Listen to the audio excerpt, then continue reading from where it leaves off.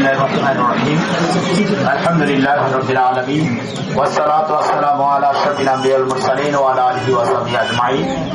শহীদের রক্তস্নাত কাফেলা প্রান্তিক সংগঠন মানবতার বন্ধু সংগঠন বাংলাদেশ জামাত ইসলামের মনোনীত এমপি প্রার্থী আগামী 12 ফেব্রুয়ারি জাতীয় সংসদ নির্বাচনকে সামনে রেখে 7 নং বাটিয়া ইউনিয়নের 7 নম্বর ওয়ার্ড কর্তৃক আয়োজিত আজকের এই মহিলা সমাবেশে শুকরিয়া আদায় করি যে মহান মনিব আমাদেরকে স্বাধীনতা 54 বছর পরে হলেও আমরা ন্যায় এবং ইনসাফ কায়েম করার জন্য জনগণের মাঝে আমাদের ভোট বিপ্লবের মাধ্যমে আগামীর বাংলাদেশ গঠন করার জন্য দুর্নীতিমুক্ত একটা বাংলাদেশ গঠন করার জন্য আমরা মানুষের কাছে আসতে পেরেছি।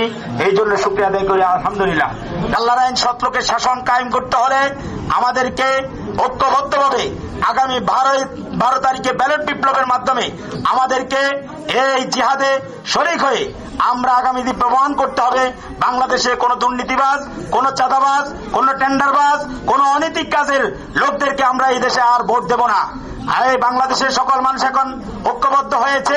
স্বাধীনতা 54 বছর আমরা সব দলকে দেখেছি, সব মার্কাকে দেখেছি। আওয়ামী লীগ, বিএনপি, জাতীয় পার্টি সহ ব্যাগ দল এই দেশে ক্ষমতা চালিয়েছে। দিন শেষে এখন পর্যন্ত আমাদের দেশ থেকে দুর্নীতি, অনিয়ম, অবিচার, অসৎ কাজ এখনো দূর হয়নি।